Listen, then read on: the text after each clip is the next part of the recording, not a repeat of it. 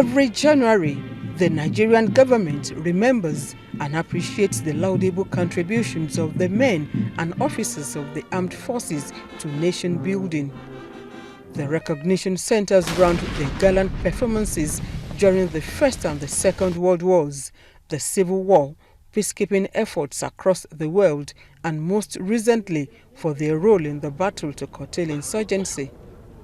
President Goodluck Jonathan and other top government functionaries are here gathered to once again perform this annual tradition.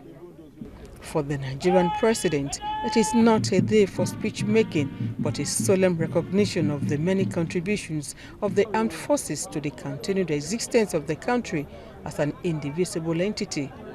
But beyond the annual wreath-laying, these government officials admit the authorities alone may not be able to cater for the need of the fallen and living heroes. Every citizen of this country, any nation, has a responsibility to support members of the armed forces. And in whatever way we can do that individually, I encourage all Nigerians to do so. Remember our fallen heroes, those who fought the war to protect and preserve the nation.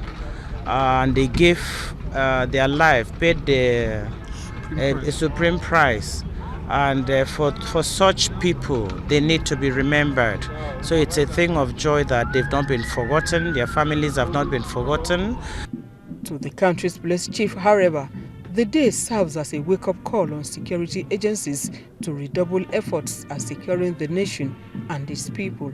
It is a clarion call for all of us to put in our best. Even when you have to pay the supreme price, I think serving the country is more important than perhaps pursuing our individual interests. But to this retired army chief, the government will do more good if it takes care of those still living among the heroes being celebrated. Well, for those of us who are alive, yes, we will like it, because at the end of the day, you are still going to die, and you will join the fallen heroes then. But we are the living heroes now. So that ceremony is not for the living heroes, it's for the fallen heroes.